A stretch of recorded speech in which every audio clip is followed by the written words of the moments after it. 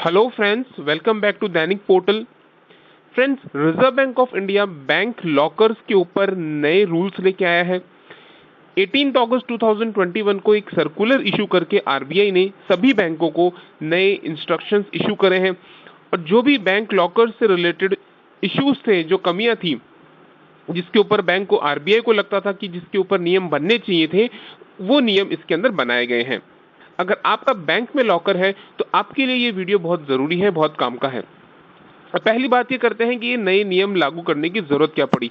Friends, issue ये हुआ कि अभी तक जो भी नियम थे उसमें सारी चीजें कवर थी, लेकिन अगर कल को बैंक में कोई चोरी डकैती हो जाती है या बैंक लॉकर को किसी तरह का नुकसान पहुंच जाता है तो बैंक की लायबिलिटी क्या थी, ये अभी तक किसी तरह से क्लियर कट तय नहीं थी। क्योंकि अगर लायबिलिटी तय होती है तो वो अमाउंट में कितने कन्वर्ट की जाएगी वो तय नहीं था। यानी अगर कल को बैंक को कुछ हर्जाना देना पड़ा तो वो हर्जाना कितना होगा, इससे रिलेटेड कोई नियम नहीं थे। वही नियम इस बार रिजर्व बैंक ऑफ इंडिया ने जारी करे हैं। इसके पीछे कारण है माननीय सुप्रीम कोर्ट ऑफ इंडिया का जो फरवरी 19, 2021 का एक जजमेंट है। एक केस था Amitabha Das Gupta versus United Bank of India, जिसमें सुप्रीम कोर्ट ने फरवरी 19, 2021 को एक जजमेंट इशू किया और रिजर्व बैंक ऑफ इंडिया को क्लियरली ये इंस्ट्रक्शंस दिए गए कि 6 महीने के अंदर आप नए नियम बनाइए, क्योंकि अभी जो बैंक लॉकरों के नियम है वो सही नहीं है। कस्टमर्स की सेफ्टी, उनके जो कंटेंट्स है, लॉकर के जो कंटेंट्स है, उससे रिलेटेड सारे इंस्ट्रक्शंस कंप्लीट नहीं है, कुछ कमियां हैं, उनको सुधार करिए।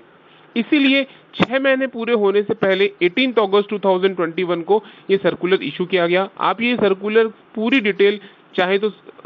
पूरा सर्कुलर देख सकते हैं, लिंक मैंने डिस्क्रिप्शन में दे रखा है। बाकी सर्कुलर से जुड़ी हुई जरूरी बातें मैं इस वीडियो में कैप्चर करने वाला हूं। तो सबसे पहले इंपॉर्टेंट बात इसके अंदर ये है, अगर आप बैंक कस्टमर है तो आपके लिए जानना जरूरी है कि इस सर्कुलर के अंदर क्या कहा गया है। आरबीआई ने कहा है कि बैंक लॉकर्स की सुरक्षा का जिम्मा बैंक का है। Safety and security of the vaults locker room is responsibility of the bank. ये क्लियर कर दिया है कि ये आपकी जिम्मेदारी बनती है। साथ ही आप इंश्योर करें, आप ध्यान रखें कि किसी भी तरह की आग ना लगे, कोई चोरी डकैती ना हो। और जिस बिल्डिंग के अंदर सपोज अगर आपका कोई इंफ्रास्ट्रक्चर है, बिल्डिंग है, अगर वो भी कोलैप्स कर जाती है तो उसको भी इंक्लूड किया गया है कि अगर इन चीजों में किसी भी तरह से ये पता लगा कि बैंक का कोई नेग्लिजेंस है, बैंक की कोई ये शॉर्टकमिंग्स है, तो बैंक को भी इसमें जिम्मेदार माना जाएगा। अगर बैंक ने अपनी तरफ से पूरी सुरक्षा का इंतजाम कर रखा है, सारे पुख्ता इंतजाम है, तो बैंक की कोई जिम्मेदारी नहीं होगी। लेकिन अगर कहीं ना कहीं कोई कमी पाई गई जिसकी वजह से आग लग गई या चोरी डकैती हो गई या बिल्डिंग कोलैप्स हो गई, तो उस केस में बैंक को भी जिम्मेदार माना जाएगा। साथ ही अगर इन्हीं जो अलग अलग जो मुद्दे बताए गए हैं कि फायर, थेफ्ट, रॉबरी, इसके अलावा अगर कोई बैंक एम्प्लॉय ने भी फ्रॉड, कोई धोखाधड़ी का काम किया है और जिसकी वजह से किसी लॉकर को नुकसान पहुंचा है, तो उसे भी इंक्लूड किया गया है। और अगर इन कारणों की वजह से किसी भी तरह से कस्टमर के लॉकर को कोई नुकसान पहुंचा है तो बैंक को 100 गुना तक उसको हर्जाना देना पड़ेगा। 100 गुना होगा जो भी सालाना आप रेंट लेते हो कस्टमर से। यानी अगर कोई कस्टमर सालाना रेंट लेता है, देता है, बैंक को जमा कराता है, मान लीजिए कि 10,000 रुपए सालाना रेंट जमा कराता है, तो उस केस के अंदर बैंक को 10 लाख तक का उसको हर्जाना देना पड़ेगा। अगर बैंक की किसी कमी की वजह से जो कस्टमर का लॉकर है उसको नुकसान पहुंच गया, यानी चोरी हो गई, उसका सामान वहां से चोरी कर लिया गया या आग लगने पर वो सामान जल गया, तो ऐसे सभी मुद्दों पर, या किसी बैंक एम्प्लॉय ने ही कोई धोखाधड़ी कर ली, तो उन सभी मुद्दों को कवर करते हुए क्लियरली कहा है कि आपको एनुअल रेंट का 100 गुना आपको हर्जाना उस कस्टमर को देना होगा।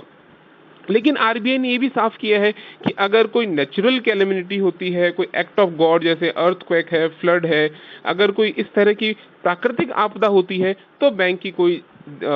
इसमें लायबिलिटी नहीं होगी, बैंक की कोई जिम्मेदारी नहीं होगी। साथ ही अगर कस्टमर का भी कोई फॉल्ट है, कोई नेग्लिजेंस है, कोई कस्टमर ने भी कोई गलती कर रखी है, तो उस केस में भी बैंक की कोई जिम्मेदारी नहीं मानी जाएगी। इसके अलावा सीसीटीवी रिकॉर्डिंग का पहले से प्रावधान है, उसको और इस बार सर्कुलर में वापस इंक्लूड किया गया है और बकायदा जो कहा गया है कि जो जो स्ट्रांग रूम होता है जहाँ पे कैश रखा जाता है और जो लॉकर रूम है, उन सभी जगह जो एंट्री एग्जिट होगी वो एक ही गेट से होगी। अभी भी यही नियम है और एंट्री एग्जिट को सीसीटीवी की रिकॉर्डिंग में कैप्चर करना चाहिए। साथ ही जो सीसीटीवी की रिकॉर्डिंग होगी वो 180 दिनों तक कम से कम बैंक को उसको अपने पास उसका रिकॉर्ड रखना पड़ेगा और अगर कोई अथॉरिटी मांगती है तो उसे देना होगा।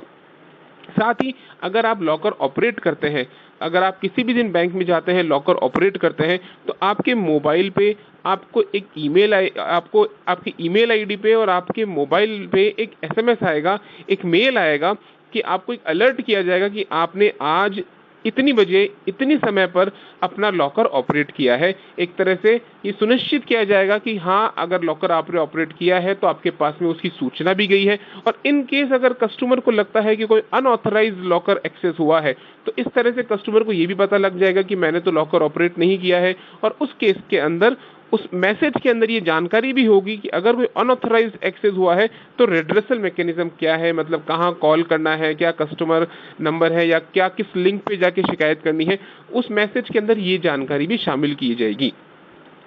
साथ ही सबसे इंपॉर्टेंट बात जो मुझे सर्कुलर में लगी, एक और खास बात जो मुझे लगी कि लॉकर अलॉटमेंट को बहुत अच्छे से ट्रांसपेरेंट बनाया गया है इस सर्कुलर के थ्रू कि बैंक्स को अब सिस्टम के अंदर एक वेटिंग लिस्ट रखनी पड़ेगी। जिस तरह से ट्रेन के टिकट कराते वक्त एक वेटिंग लिस्ट आती है, सिस्टम जनरेटेड वेटिंग लिस्ट आती है, वैसे ही अब बैंक को सीबीएस के अंदर एक वेटिंग लिस्ट रखनी पड़ेगी। साथ ही सीबीएस के अंदर एक और लिस्ट बनानी पड़ेगी कि किस ब्रांच में, बैंक के किस ब्रांच में कितने खाली लॉकर हैं, यानी सारी जानकारी जो खाली लॉकर्स हैं उनकी जानकारी प्लस एक वेटिंग लिस्ट की अगर लॉकर खाली नहीं है तो कितनी वेटिंग चल रही है अभी, वो सारी जानकारी सिस्टम के अंदर रखनी पड़ेगी।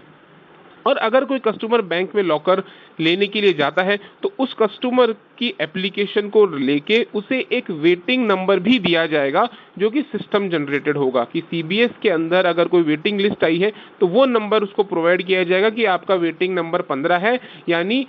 जैसे ही 14 लॉकर खाली हो जाएंगे तो 15वां फिर आपका नंबर आ जाएगा। तो एक तरह से ट्रांसपेरेंसी को बढ़ाया गया है ताकि जो भी अलॉटमेंट है वो बैंक अपनी मनमर्जी से ना करके जिसे जो पहले आया है, जिसे पहले जरूरत है, जिसने पहले बैंक में अप्लाई किया है उसे ही लॉकर पहले दिया जाए। साथ ही एक और एग्रीमेंट को बैंकों को निर्देश दिए गए हैं कि जो भी कस्टमर होगा जो आपसे लॉकर लेने आएगा, आप उसके साथ जो एग्रीमेंट करते हैं उसके अंदर एक और क्लॉज ये भी डलवाएंगे कि कोई भी कस्टमर किसी भी तरह का गैर कानूनी सामान, कोई भी इलीगल, कोई भी हैजार्डियस सब्सटेंस अपने लॉकर में नहीं रखेगा। ये आपसे उसे अंडरटेकिंग कस्टमर से लेनी है।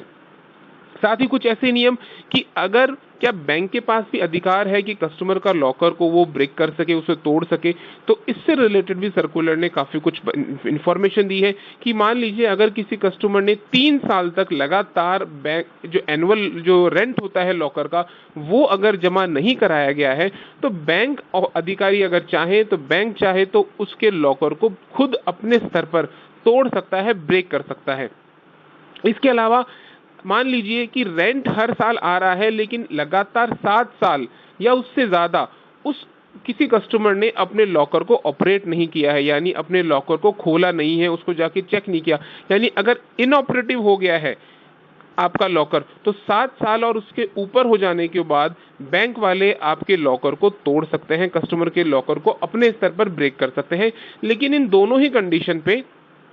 बैंक को पहले एक लेटर, एक नोटिस इशू करना होगा, एक ईमेल के माध्यम से एक मेल करना होगा और एसएमएस, मोबाइल नंबर पे एक एसएमएस करना होगा कि आपके लॉकर के लिए ये कार्रवाई बैंक कर रहा है। बैंक ये जो नए नियम थे जो रिजर्व बैंक ने लागू करे हैं, ये डिटेल जानकारी आप सर्कुलर रीड कर सकते हैं। नए नियम 1 जनवरी 2022 से लागू होने हैं। जो भी इससे रिलेटेड इंपॉर्टेंट इंफॉर्मेशन थी मैंने इस वीडियो में कवर करी है। अगर आपको वीडियो अच्छा लगा तो प्लीज इसे लाइक कीजिएगा, चैनल को जरूर सब्सक्राइब कीजिएगा और वीडियो को जरूर शेयर कीजिएगा। Thank you friends for watching.